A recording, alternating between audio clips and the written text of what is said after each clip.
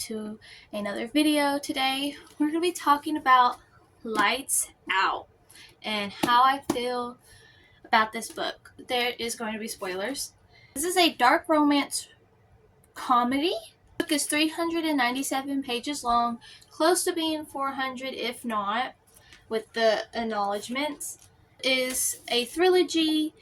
I don't know when book two comes out in spring, and I don't know when book 3 will be out. But if you're looking for something that's a dark romance with trigger warnings, like a whole page of them, then this is for you. Especially if you are just coming out of Butcher and Blackbird and you need another dark romance comedy to read, this one's perfect. This one was so good. And if you like H.D. Carlton's work, this is a good one. This one's less on the serious side and more on the comedy side. Starting out, you meet the MMC, the female main character, which her name is Allie, A-L-Y. And she's a nurse that works in the trauma center. As you go throughout the book, you learn more about her. She loves TikTok, though it does not say TikTok in the book. It says our favorite app, in which it's this app on where she scrolls videos. And there's a masked TikToker that she likes. So if you have a mask kink, this book is a good one to go to. And stalkers. She is in love with the Faceless Man, which is the name of the TikToker. She's obsessed with his videos to the point she dreams about him in her sleep and thinks about him when she's getting all riled up, right?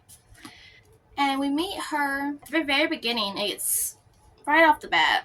It gets chaotic.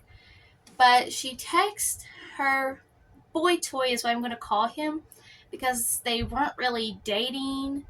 But she hadn't texted him in like over 6 or 3 months. I can't remember exactly. He's like, she texted him a picture of the masked man and was like, hey, would you be down for mask play? Tyler says, no, we haven't talked in so long. I already have a new girl. And that left her feeling not as sad, but disappointed, because she was like, has it really been that long since I've done it with someone? That's when we meet Josh, because this is a female main character and a male main character. So now we're on to the MMC, which his name is Josh. He is the roommate to Tyler. Tyler shows the roommate, Josh, the photo that Allie sends him and says, look how, like, talking bad. Josh recognizes that is him. Josh is the masked man. Right off the bat. And that's when the obsession starts to grow. He's like, I'm not into it, but is into it. To the point where now he's thinking about her going through. He's also a professional hacker. That's his job. He goes through her comments on his videos and stuff because he gets curious, and she's like really vulgar and like really wanting him from what he could tell. So he thinks about surprising her by getting into her house while she's at work, as he's already been watching her through the doctor's office's cameras, and is already, when he gets into her house, he realizes how unsecure her house is. Ultimately buys her a better security system and cameras. He hacks those two to watch her and her computer camera.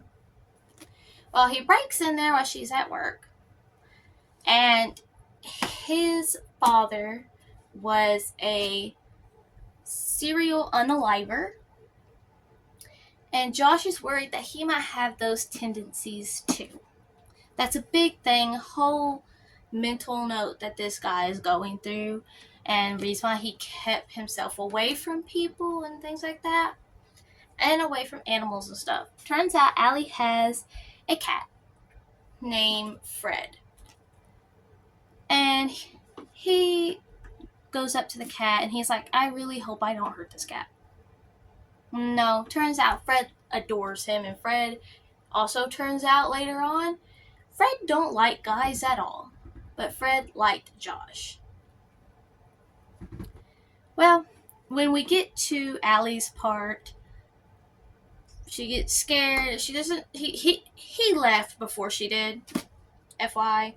So yeah. And as we continue on with the story, he's stalking her, but also being nice. And she's like, should I call the police or should I just keep it going? Because she's obsessed with the faceless man, right? And I don't want to spoil the whole book, but I'm just giving the gist of it. But we do meet Allie's uncle and cousins.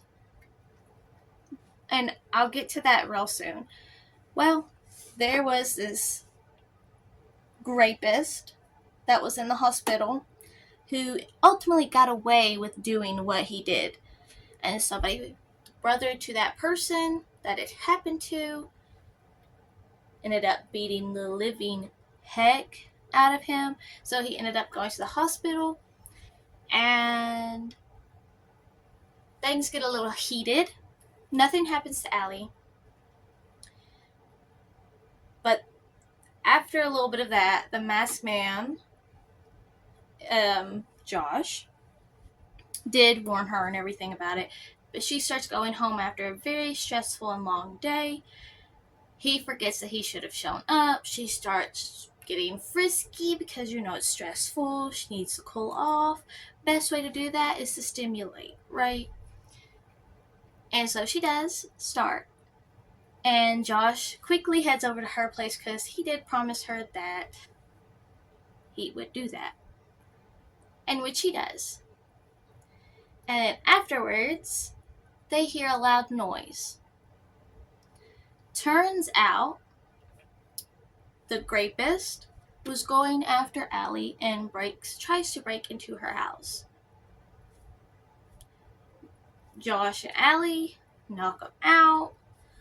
And then they are figuring out what to do, right? Well, Josh made a plan. They're taking him to one of his victims' dad's house, which is an ex-veteran, and they will figure out what to do from there. That way they don't get in trouble, right? Turns out Josh accidentally taped his nose and his mouth. Allie turns around and goes, he's not breathing. Ultimately end up unaliving the rapist. Josh parks the car, pukes everywhere, and that's when he's like, yeah, I don't think I'm like my dad. And that's when Allie says, hey, I know what we can do. My uncle is a mobster. Yeah. So they let the uncle do all of that and everything. And there's a whole bunch of stuff that goes on in between. Very crazy stuff that happens. Things like that. Just for Allie to head back to Josh and Tyler's place because they need to clean Allie's house and make sure that there is nothing left by the person, right? And that's when she gets a call by one of the nurses. And the nurse goes, hey, that bloody bandage that you sent me? And she's like, yeah. Which now she knew it was Josh and stuff. Yeah, it took Josh's bloody bandage, put it in her freezer, and then sent it off to one of the nurses that does DNA stuff. She goes, hey, that's the son of a serial unaliver. Then Allie, this is the part where I don't understand. Allie starts freaking out. Like, she calms down fairly quickly, but she starts freaking out. Girl, why you gonna freak out when you're literally part of a mob family? Make it make sense, girl. Plus, he said he has stuff to tell you. I mean, y'all basically just met. Like, girl, calm down. It's not that deep. Like, but yeah, ultimately, there is epilogue where they asked each other if they wanted to marry each other, which I thought was super cute. I actually have no clue what the next book is going to be about. I don't know if it's going to be dark in any way, but I am very excited for when the next one comes out. I want to know y'all's opinion on this book and what y'all thought of it. This is a 5 out of 5 star read for me. If you want to see some more reviews, follow my Goodreads. Me and Erica did buddy read this. She thought it was a Haunting Adeline type story in which she liked it, but she wasn't a huge fan. Which is perfectly fine. I just want to know everybody's opinions. Be nice in the comments or I will delete it. But everyone's opinions do matter, and I would like to hear on what you thought. If you didn't like it or if you did, and give your reasons why. Tell me how many stars you gave it and things like that, or if you plan on reading it. I do plan on getting the sprayed edges. This one will be going to McKay's and hopefully a lovely home when it finally meets someone. But if anyone, just go ahead and follow, like, subscribe if you want. I don't care. But leave your opinions down below. And